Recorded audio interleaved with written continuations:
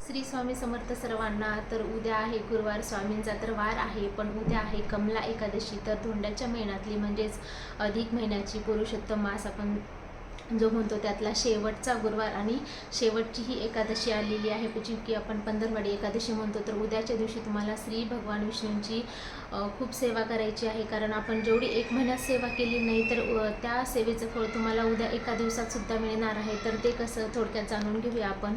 तर उद्याच्या दिवशी तुम्हाला श्री भगवान विष्णूंची सेवा करायची आहे. ज्यांचं कुणाचं पारायण किंवा ग्रंथ वगैरे चालू असेल तर त्यांनी ते कंटिन्यू ठेवायचं आहे. आणि ज्या कुणी महिलांनी किंवा ज्यांनी अधिक महिन्यात आत्तापर्यंत तुम्हाला एकही दिवस असा म्हणजे गेला नाही आहे की मी सेवा केली नाही आहे, तर उद्याच्या दिवसात तुम्हाला वेळ आहे किंवा उद्याची संधी चालून आलेली आहे, कारण उद्या गुरुवार आहे, स्वामींचाही वार आहे. उद्या भगवान विष्णूंची सुद्धा तुम्हाला सेवा करायची आहे. आणि सर्वात महत्त्वाचं म्हणजे उद्या कमला एकादशी आलेली आहे, त्यामुळे ह्या सगळे योग जुळून आलेले आहेत. तर आत्तापर्यंत कोणी सेवा केलेली नसेल तर उद्याचा दिवसाचा सेवेचा नक्की सर्वांनी लाभ घ्या. तर उद्याच्या दिवशी आपल्याला काय करायचं आहे, भगवान विष्णूंच्या ग्रंथाचं पारायण करायचं आहे किंवा विष्णू सहस्त्रनाम आहे ते तुम्हाला 11 वेळा 21 वेळा पठण करायचं. अगदीच जमलं नाही तुम्हाला तर किमान 5 वेळा तरी विष्णू सहस्त्रनाम ऐकायचं आहे. जर ज्यांना वाचता येतं त्यांनी आवर्जून वाचायचं, आणि ज्यांना वाचायला जमत नाही आहे त्यांनी पठण केलं तरीही चालेल.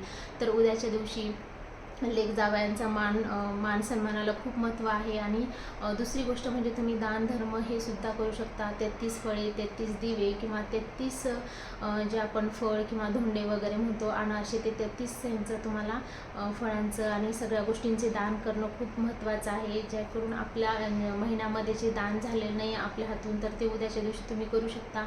जे गोरगरीब आहेत त्यांच्यासाठी सुद्धा डाळ तांदूळ हे सगळे तुम्ही किंवा वस्त्र, एखादं पिवळ्या कलरचं वस्त्र आहे ते सुद्धा दान करण्याचा योग उद्याच आहे. आणि कमला एकादशी आहे तर तुम्हाला भगवान श्री विष्णूंची खूप सारी सेवा करायची आहे. त्यामुळे उद्याच्या संधीचा फायदा सर्वांनीच घ्या, सर्वांनी. आणि उद्याचं स्वामींचं आहे तर स्वामींचं सत्यनारायणची जी पौर्णिमा असते आपण दर महिन्याला करतो. ही दुसरी गोष्ट आहे की स्वामींच्या पौर्णिमा जी आहे आपण ती दर महिन्याला करतो. तर अधिक महिन्यात आपण 5, 1, 2, 7 किंवा 21, 11 अशा पद्धतीने आपण सत्यनारायण ज्या महिलांनी सुरू केले आहेत त्यांच्यासाठी चांगलीच गोष्ट आहे. आणि ज्यांना आतापर्यंत काहीच करता आले नाही त्यांच्यासाठी उद्याचाही योग खूप चांगला आहे. तर उद्याच्या दिवशी तुम्हाला सत्यनारायणची साधी आणि सोपी पद्धतीने तुम्हाला सेवा मांडायची आहे. आणि त्या सत्यनारायणची जी आपली पूजा असते तर ती सत्यनारायणच्या पूजेचं अध्याय 5 वाचायचे आहेत, आरती करायची आहे, शिऱ्याचा प्रसाद ठेवायचा आहे. अगदीच काही जमलं नाही तुम्हाला तर 1 दिवसाचा तरी उद्याचा सत्यनारायण नक्कीच तुम्ही आवर्जून करा. जर 5 दिवस करायचे असतील तुम्हाला तर, कारण सोमवारी तर अमावस्या आहे त्यामुळे तुम्हाला 3 दिवसाची संधीसुद्धा आहे. तर गुरुवार, शुक्रवार आणि शनिवार ह्या 3 दिवस तुम्ही सत्यनारायणची सेवा म्हणजे सत्यनारायणचं संकल्पयुक्त पारायण तुम्ही नक्कीच करू शकता. तर ते कसं करायचं काय नाही आपला व्हिडिओ यूट्यूब चॅनलला अपलोड केलेला आहे, नक्की जाऊन तिथे चेकआउट करा. आणि या सगळ्या सेवेचा आणि संधीचा फायदा नक्कीच तुम्ही घ्या, कारण उद्याचा शेवटचा दिवस आहे त्यामुळं.